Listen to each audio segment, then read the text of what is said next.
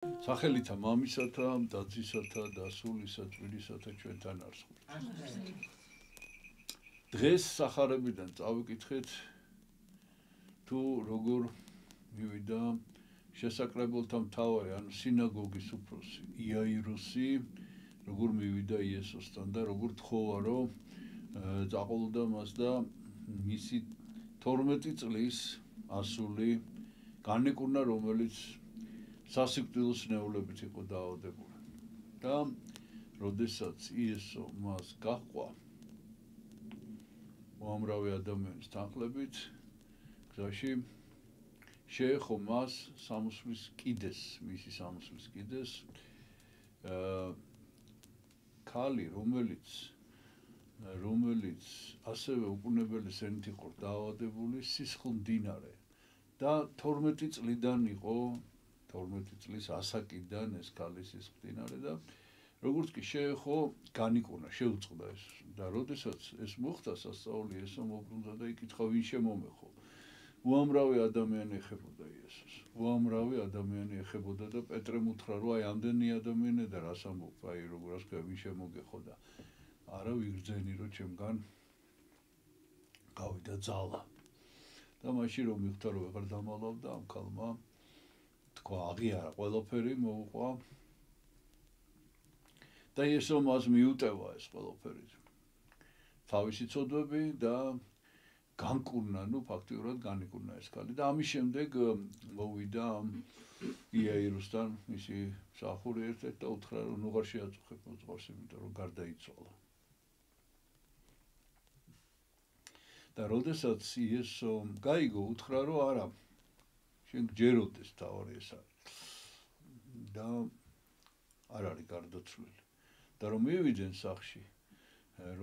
სახში და მართლაც გარდაცვლილი იყო ეს გოგონა, 12 წლის გოგონა, იესო მხოლოდ პეტრე, იაკობი და იოანე შეიყვანა თან და მშობლები ამ გოგოსი და როგორც კი შევიდნენ, ყველანი გამოუშვა გარეთ და ყველას ეუბნებოდა, რომ ძინავს არ არის გარდაცვლილი და ხალხი ძალიან ბრასობდა ამას ცხადია და მოკიდა ხელი და წამოაყენა ეს გოგო გააცოცხლა. ეს არის სახარების შინაარსი, რაც დღეს ვუყურებთ, მაგრამ ამ სახარებას აქვს ძალიან ღრმა სიმბოლური თუ სულიერი მნიშვნელობა. პირველი ეს არის შეკითხვა, რატომ არის ეს ორი შემთხვევა ერთად აღწერილი?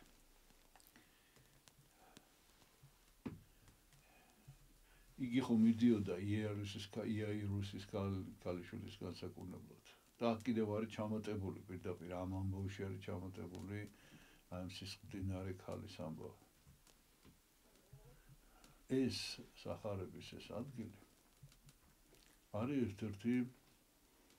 ერთ-ერთი მთავარი ადგილი ქრისტეს აღდგომის მომასწავებელი, არა მარტო აღდგომის. აქ არის მთავარი ჯოჯოხეთის შემოსვლა.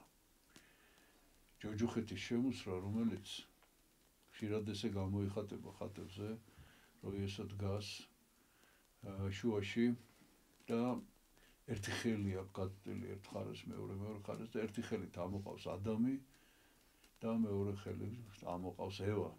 თან ამ ხალხზე როგორც წესი ესეა ხოლმე, რომ იესოს ეს ორივე უჭირავს მაჯით უჭირავს, იმიტომ რომ კარგად, მყარად მოკიდოს ხელი, რომ აუცილებლად ამოიყვანოს და მათაც ადამს და ევას ძალიან აქვთ ხელები გაშვერილი, რომ მიწვდნენ იესოს. აი ასეთი ძალისხმევით იესოს ამოყავს ჯოჯოხეთთან ადამიანები და ფაქტიურად რას ნიშნავს ამ ჯოჯოხეთში ჩასვლა? ჯოჯოხეთში ჩასვლა ნიშნავს ძველი აღთქმის მართალი ადამიანების ამოყვანას. და ეს ადგილი სახარებიდან, რომელზეც დღეს ვისაუბრეთ, ეს ადგილი სწორედ ამას ნიშნავს. ძველი აღთქმის 12 ებრაული ტომი. ანუ 12 წლიდან სისხლმდინარე, როგორც კი ეს 12 ტომი ჩამოყალიბდა, მაშინვე უკვე სისხლმდინარე იყო ეს ებრაელი ხალხი და ახალი აღთქმის აი ეს 12 წლის ქალწული, რომელიც არის დასაბამი 12 ახალი ებრაული ტომის, ანუ ახალი ისრაელის, ეს არის 12 მოციქული, რომელსაც სოფლიოში გადაგა. იესომ ერთის მხრივ აღადგინა ეს ქალი, სისხლდინარე და შეუწყვეტა მდინარება სისხლის და მეორეს მხრივ აღადგინა ცხადია, რომ ამ სისხლდინარე ხალხის, ამ სისხლდინარე ერის შთამომავალი რო ცხადია აუცილებლად მოკვდებოდა. სიკვდილი იყო პასუხი ადამის ცოდვაზე. და ეს სიკვდილი სწორედ იესომ განაქარვა, ეს სიკვდილი განაქარვა, როდესაც ეს 12 წლის გოგონა აღადგინა მკვდრეთით. ანუ აქ არის იესო, რომელიც ძველ და ახალ აღთქმას აერთებს. აი აქ ხდება ფაქტიურად ახალი აღთქმის, ესე იგი ძველი აღთქმიდან ახალ აღთქმაზე გადასვლა. ეს არის 12 წლის, ანუ ახალი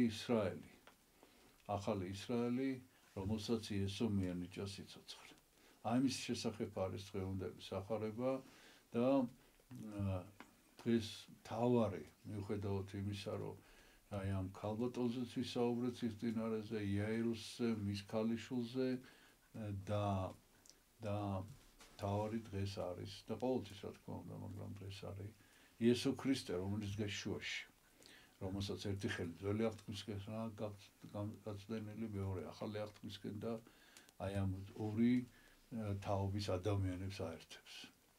და რაც არ უნდა მძიმე მდგომარეობაში იყოს ადამიანი აღმოჩენილი, ძალიან გავს ეს ჩვენს დღევანდელ ვითარებას, რომ ჩვენ ერთის მხრივ ძველი ცხოვრებიდან მოვდივართ, რომელიც მხოლოდ სიკვდილის იმანიშნებელია, იმიტომ რომ ეს იყო საშინელი პერიოდი ღვთისგანდგომილების და აი ამ ადამიანებს, ვინც იქიდან მოდიან, ჭირდებათ იესოს მიერ ხელის გაწვდა, ამოყვანა აი ამ საშინელებიდან და მეორე მხრივ ეს არის ახალი დროება, რომელიც აუცილებლად უნდა იყოს ქრისტეს მცნებებზე დაფუძნებული და რა თქმა უნდა წუთისოფელი ესე იბრძვის, რომ ეს ესე არ იყოს და ამიტომ იესოს მეორე ხელი აი სწორედ ამ ახალგაზრდობისკენაა გაშვერილი, რომელიც უნდა ამოიყვანოს აი ამ სიკვდილიდან, უნდა განათავისუფლოს